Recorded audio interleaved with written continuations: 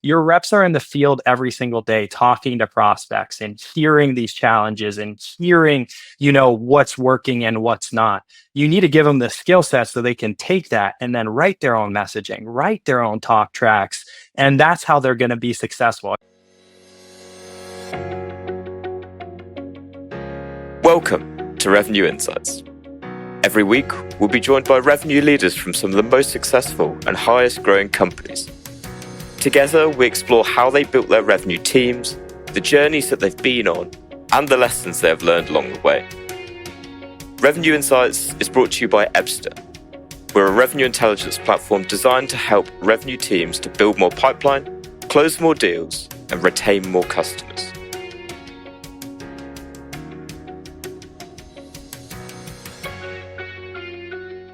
Okay, so on today's episode of Revenue Insights podcast, we're thrilled to have Sean Murray on the show.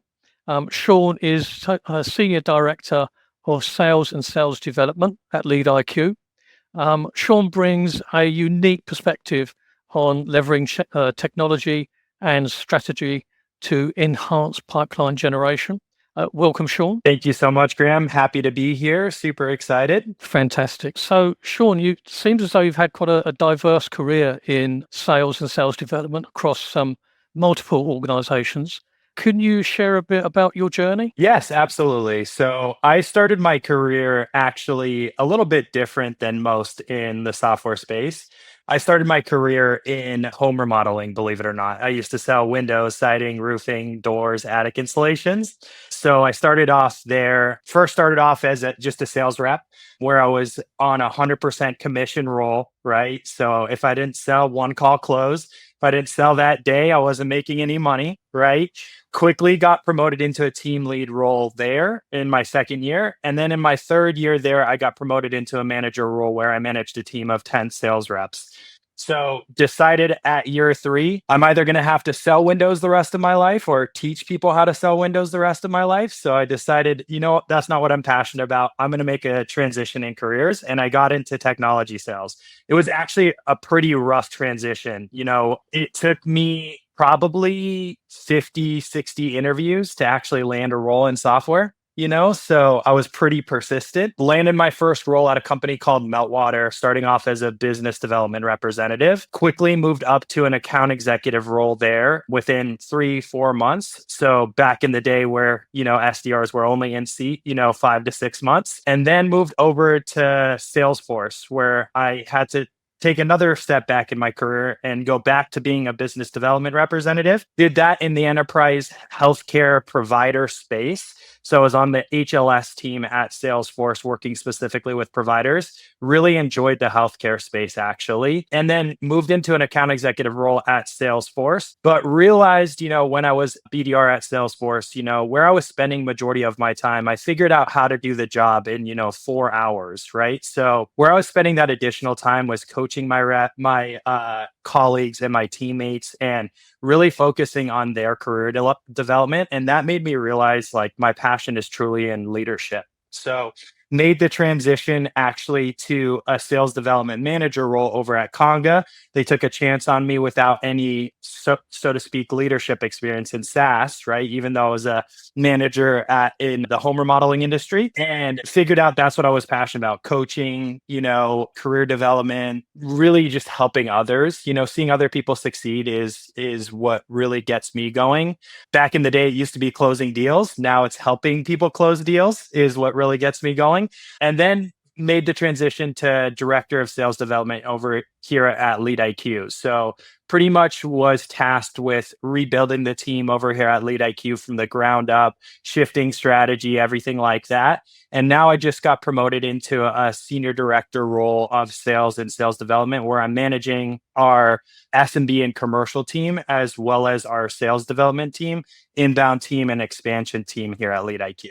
So that was a long-winded answer there, Graham. No, that's brilliant. There's a couple of questions that come out of that. So first of all, I think Maybe you could tell our audience a little bit more about LeadIQ. Yes. So LeadIQ, we're a pipeline generation platform, right? So we're focused on bringing the highest quality data. So that's where we're heavily investing our dollars. A lot of data providers are now focusing on being a one-stop shop, a sequencing tool, a dialer, intent, all of that in one tool. Whereas we are investing all of our dollars in, contact data. We believe that contact data is the backbone of outreach. So you need to have accurate data in order to reach the right people, right? So not only do we have the highest quality contact data, but we also provide, relevant insights that help you personalize and tailor your messaging to make sure that it's relevant so you stand out from the noise, as well as, the most efficient workflows in the marketplace here today. If you've got tools like Salesforce and Outreach and SalesLoft. Yeah, very often when I join companies, I'm told that they have fantastic data. Normally what they mean is they've got a fantastic volume of data, not that the data is actually, as you've pointed out, quality data. And let's be honest, Exactly. data comes out of date so quickly. I think the average tenure of a senior executive is anywhere between 3 to 5 years. So if you're not updating your data on a regular basis, you end up wasting your time, because very often that guy that you thought was not senior enough, well, that was 3 years ago. Now he's been promoted and he is actually the one that you should be contacting. Yes, definitely, Graham. I mean, and I think it's been exasperated in the last few years. I'm a firm believer there's no such thing as employee or employer loyalty. So back in the day, we used to see people stay in seat, for 20 years, 30 years, right? So nowadays, like you mentioned, actually the statistic is that data decays 70% year over year. Wow. Right. So which attributes, to close to 15% of your revenue loss.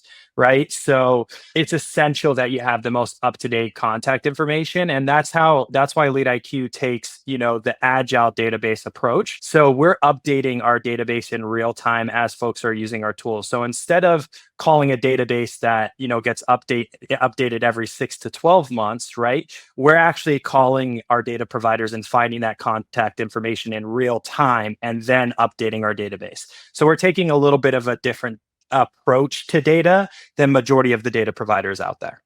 Yeah, because it adds to one of the things that we do, first of all, is to actually cleanse our clients' data, because we know very often that it's not in the shape that perhaps they're even expecting or believe.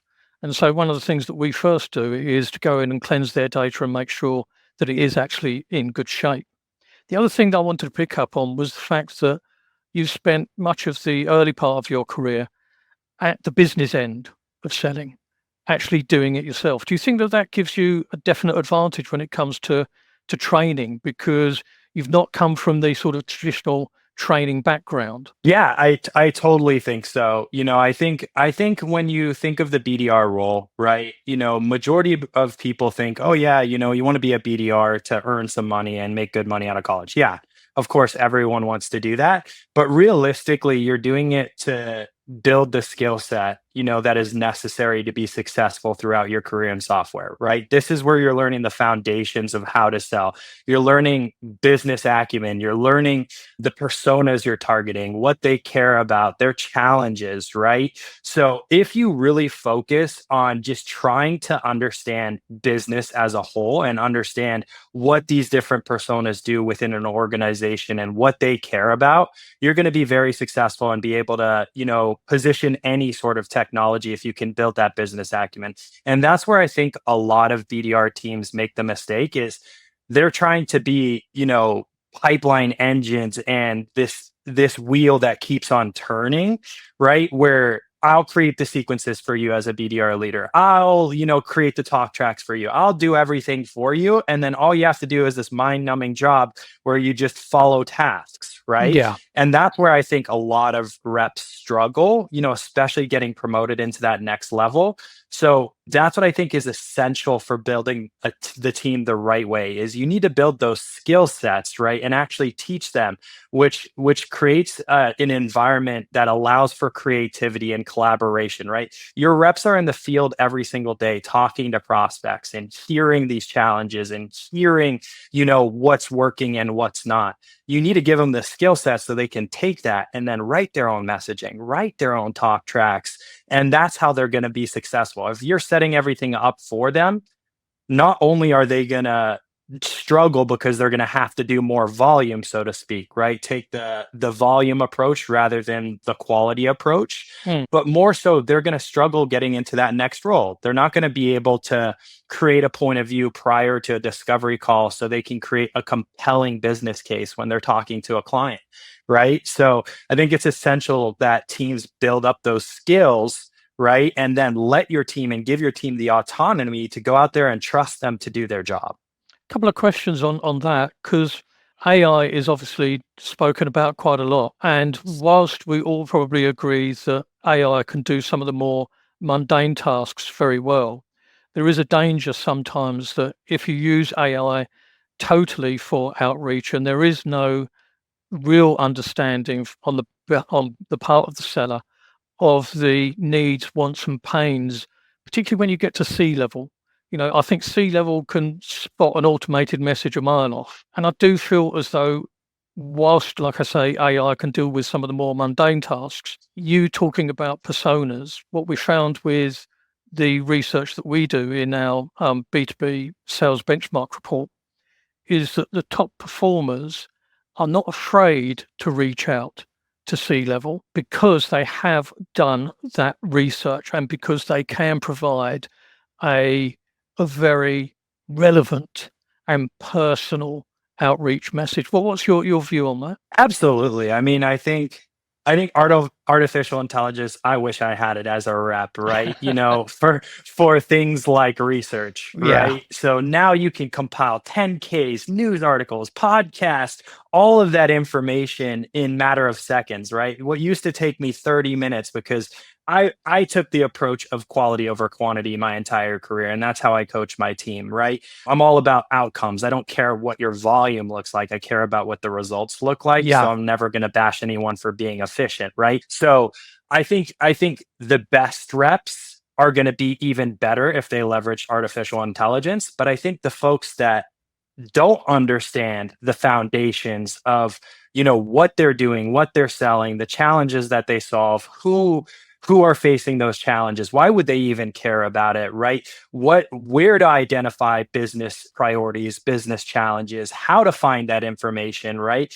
They're gonna really, really, really struggle, and they're gonna just think, okay, I need to hit my number, so I'm gonna use AI to write this email. Okay, I'm just gonna make 150 calls today, and use a generic talk track, and hopefully it hits. Yeah. So that's what I think the mistake is right now. You're seeing auto dialers come out, right? With parallel dialers that can make 200 calls a day. 200 calls within an hour, right? Yeah.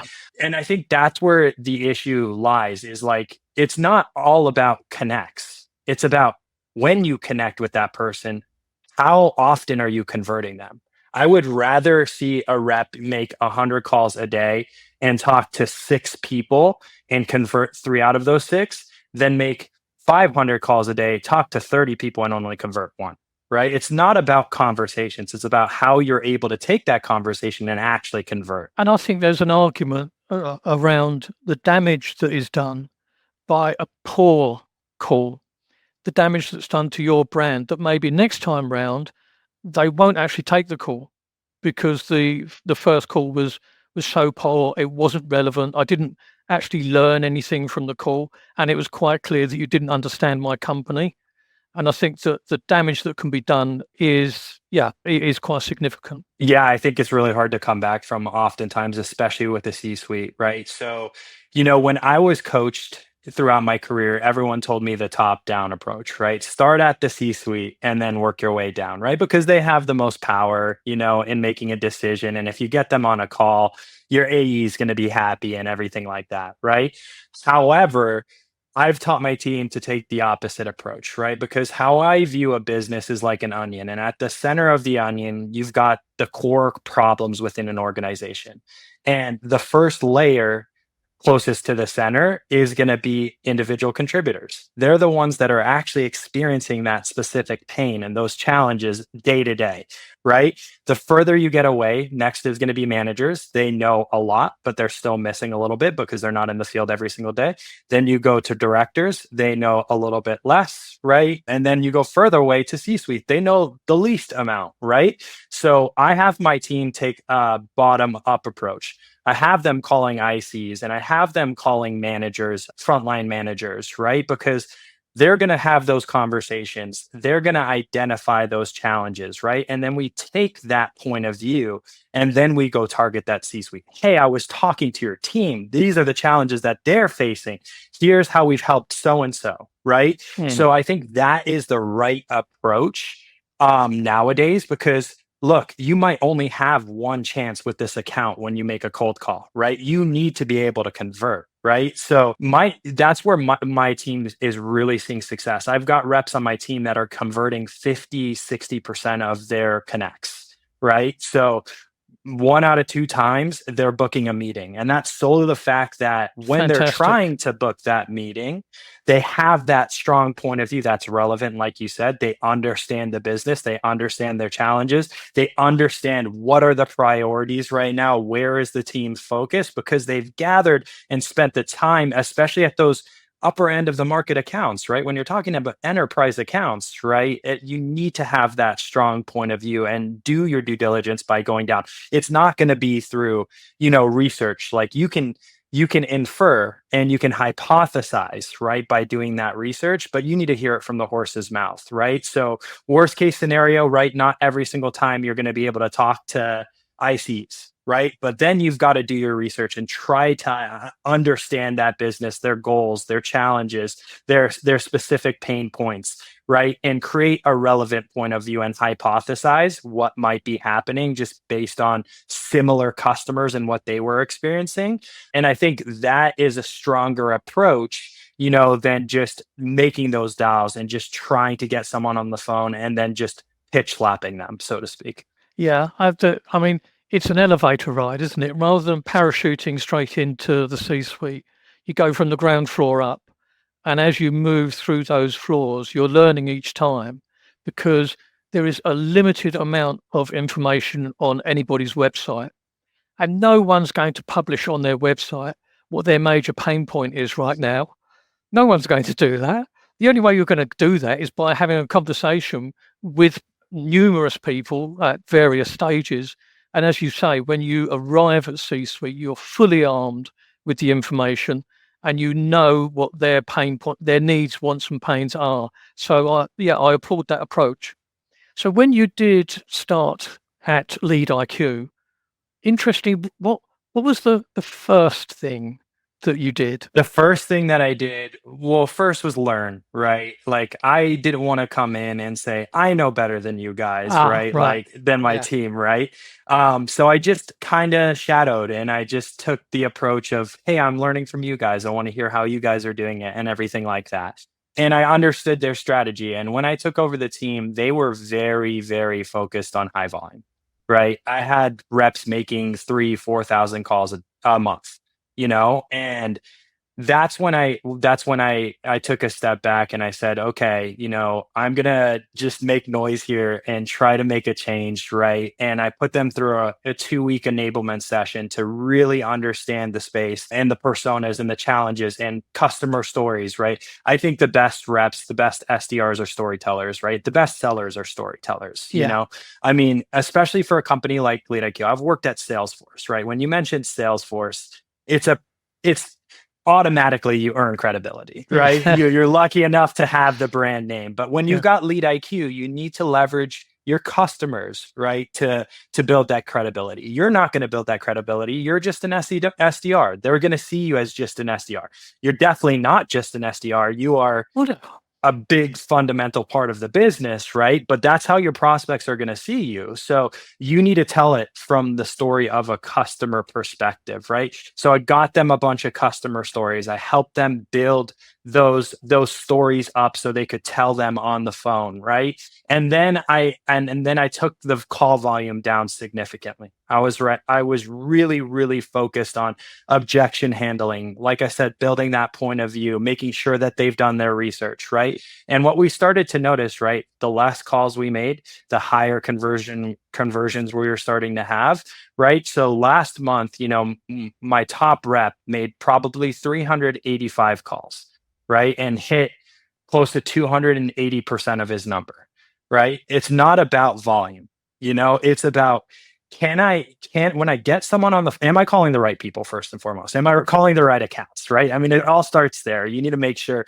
you're picking the right accounts and calling the right prospects that are within your specific ICP, right?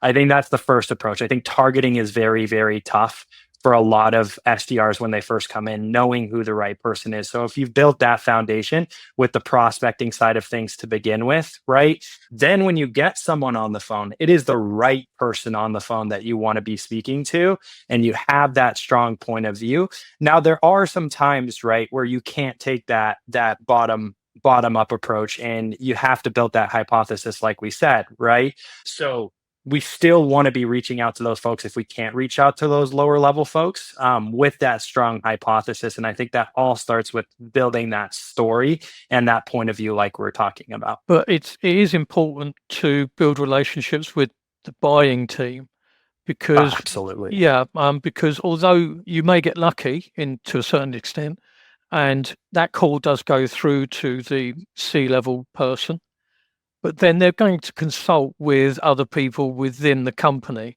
And if the response from them is, who? Like, never heard of this company, then that's going to make it a little bit more difficult. But I just want to expand a little bit upon ICP, because I think for a lot of companies, when they initially embrace the idea of ICP, what they see it is as a narrowing of the opportunities, because we were approaching everyone, and now all of a sudden we're only approaching these, and that can be a little bit scary for a lot of companies. Did you get any pushback, if you like, when you decided to really laser focus on ICP? I would say, yeah, I got pushback on everything, right? You're always going to get pushback in terms of whatever new strategies you bring to the table, right? But you've got to produce. If you're going to change the strategy, it better work, right? Or else you're out of a job, So well, you're still there. I'm still there, right? So I trusted. I trusted my gut, and I trusted, what I knew, and I pitched it to our executive leadership. So what I did was I really took a hard look at our current customer base, right? And I started to identify similarities. Okay, so I started to identify, okay, we work really well in the software space, but can we get even more narrow than that? There's plenty of sub verticals within the software space, right? So we narrowed down to our sub vertical, right? And then we started to look at specific data points like technographic information, firmographic information, geographic information, all of that information, and started to score our accounts. And we just actually moved into a named account model from a territory model, so due to how we're building those accounts. So back 6 months ago, my team would have had 8,000 accounts per rep, right? And each AE would have 7,000 or 8,000 accounts within a specific geographic location. Now each rep has 200 to 300 accounts. So you're talking about narrowing that size, right? Yeah. And what we noticed, right? Pipeline dramatically kicked up. ACV, we're starting to close a lot more business, right? Because at the end of the day, your message is not going to hit everyone.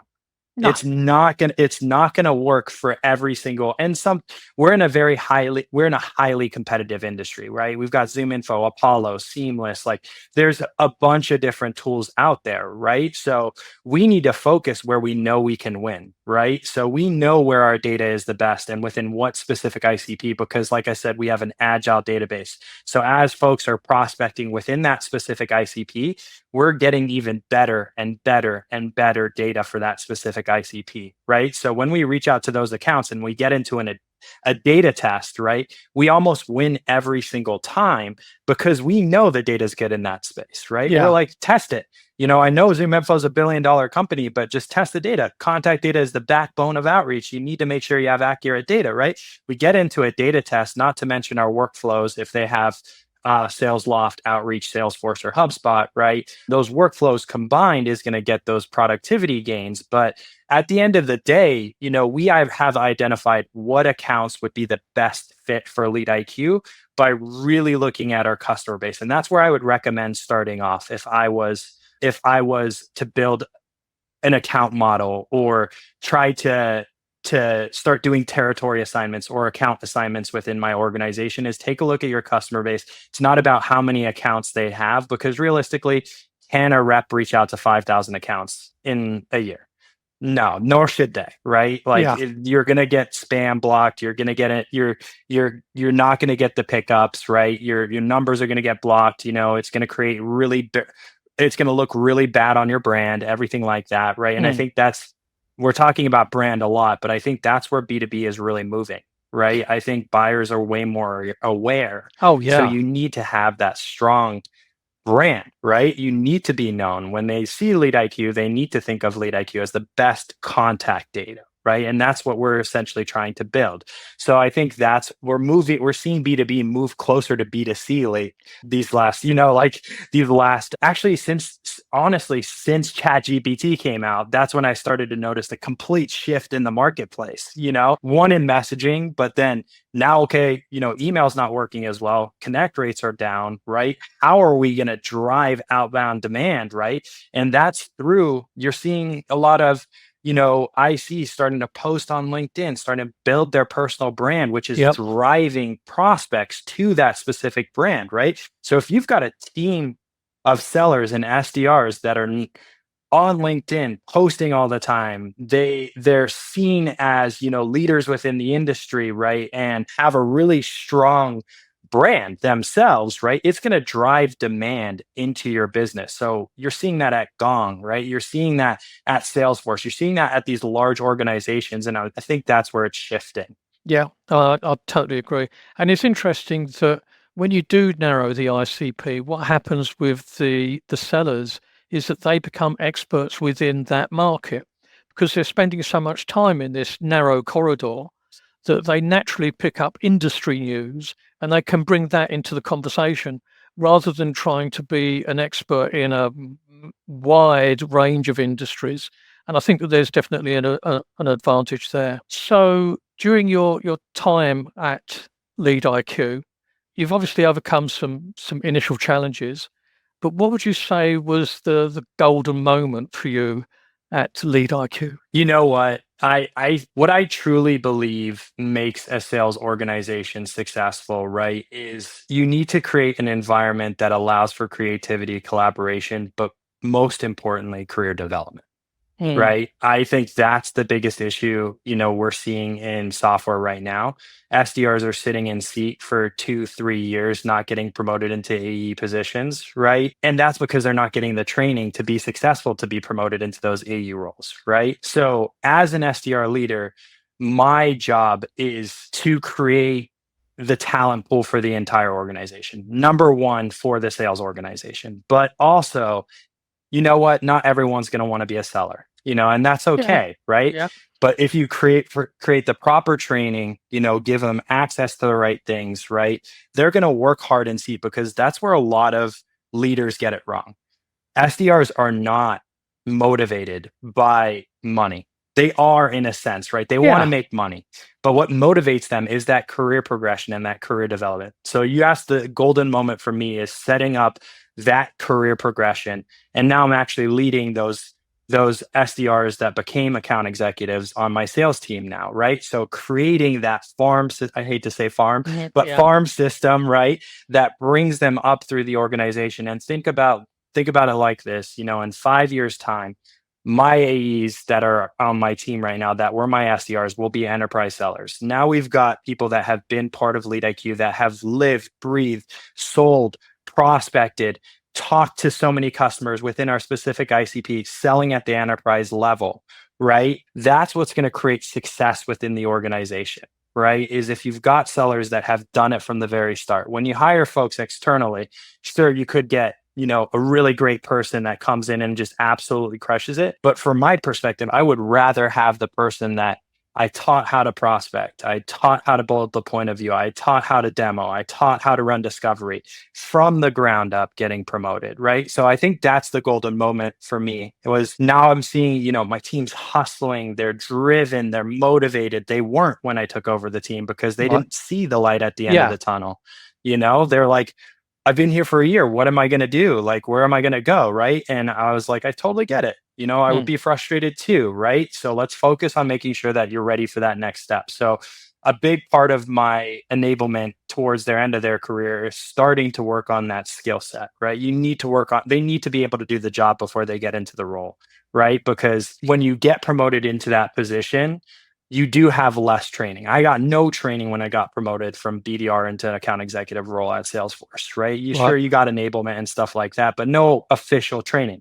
They trusted their BDR program so much that when they promoted people into the account executive program, they knew that they were going to be successful. And that's exactly what I'm trying to build here. So I'm trying to take everything that was amazing about Salesforce that I can and bring it to the organizations that I work at, because you know what? They know how to do things right over there, and they teach their people really well, and their training programs are exceptional, and I wouldn't be where I am today if I didn't have them. So I'm trying to create that for other reps. Well, it's interesting you should say that, because our platform, the Guy Rubin, who's the CEO and founder, is very passionate about the idea that rather than moving on your B and C players, why don't you give them the tools and the knowledge to be able to become an A player?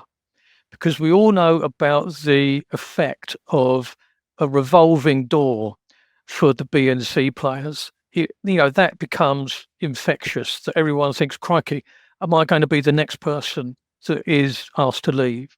Whereas if they actually see, as you've very eloquently pointed out, if they see that there is career progression, that you're actually going to take those B and C players, show them what the A players are doing, and ask them to emulate that behavior, creates a completely different culture.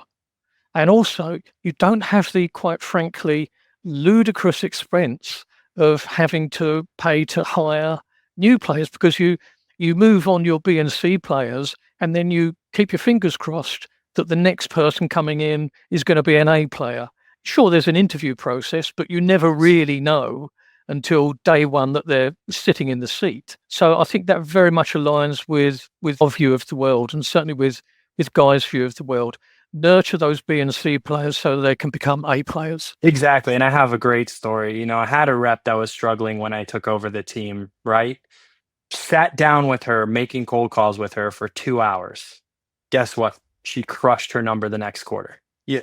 It's just a lot of leaders don't want to do that, right? So a lot of leaders shouldn't be in leadership, to be honest. They think it's the next step, right? But realistically, to be candid with you, if I wanted to make more money, I'd go be an ICN, I'd go sell, I'd go be an enterprise seller. You make a hell of a lot more money than a leader does, right? So what I see, you have to be passionate about coaching, and you have to be patient, and you have to not just say, oh, this person doesn't get it, right? If you put in the effort and you give them the time and they still don't succeed, right? Then of course there's times to part ways with folks, right? Yeah, Some people are just not cut out for it, but for me, I take it personally, right? Like, it's very hard for me to let people go. I get very attached to my reps, right? So I'm going to do everything I can to ensure success. Now I remember I said I'm outcome focused, right? So at the end of the day, this is a sales role. You are judged by your number. You need to perform, but if I'm not doing everything I can to help them perform, then I'm not doing my job. And realistically, as a leader, they don't work for you. You work for them. If they're not successful, you're not going to be successful, right? So I think that's essential. It was us that hired these people. As a leader, we went through an interview process. We had them plus a dozen other people. We had conversations with them, and we decided, yes, this is the person for the job. If they don't, for whatever reason, work out, then I think that we need to, as leaders, take a share of the blame, as it were. But I love the fact that you're so passionate about about coaching. Where do you think that passion came from? Was it before you started the world of work? Were you always that sort of character? Yeah, I would say so. I mean, I played sports my entire life, right? So I played highly competitive basketball my entire childhood, right? So I coached, a lot of Ah, middle school teams, and I okay. coached competitive teams, right? And I was pretty good. I was decent, right? I was not going to the NBA, or anything like that. But what I found was that I got more fulfillment, out of coaching than playing. So it's the same thing with sales, right? Right.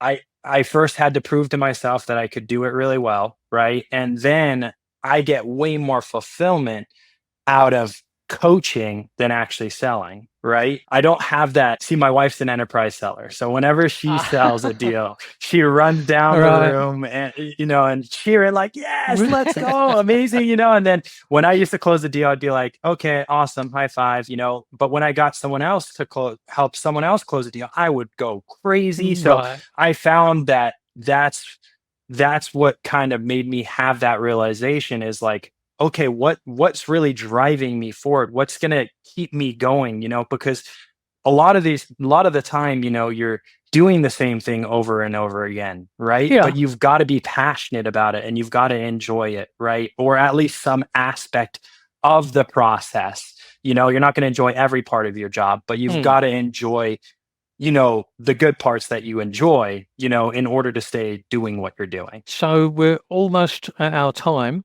So I just want to give you an opportunity to tell the audience where they can find a little bit more about LeadIQ. Yeah, so we host a bunch of different webinars, but just go on to leadiq.com or just feel free to reach out to me on LinkedIn. Would love to connect with anyone. Happy to chat through, your prospecting strategy.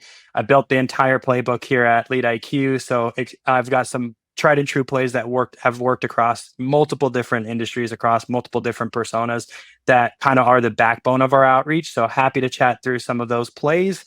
Yeah, but feel free to reach out to me anytime, and happy to chat about LeadIQ or just you.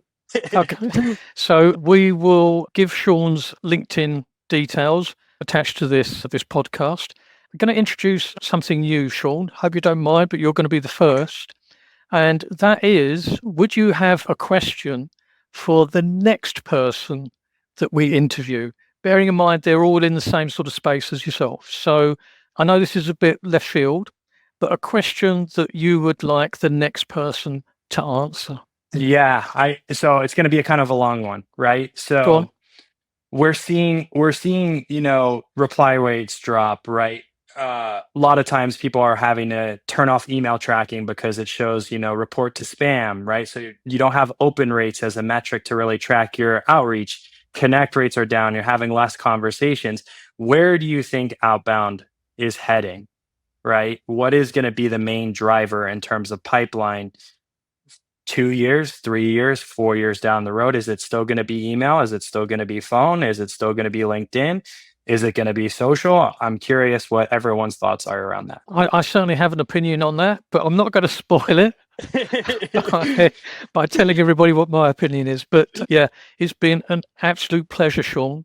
I could talk to you for ages. Obviously, this is the Evster Revenue Insights podcast. Absolute pleasure, Sean. And hopefully we can speak again soon. Definitely. Thank you, Graham. I appreciate it. Thanks for listening to Revenue Insights. If you want to learn more, subscribe to our newsletter and we'll deliver every episode straight to your inbox. If you have any questions, feel free to connect with us on LinkedIn. Our links will be in the episode notes.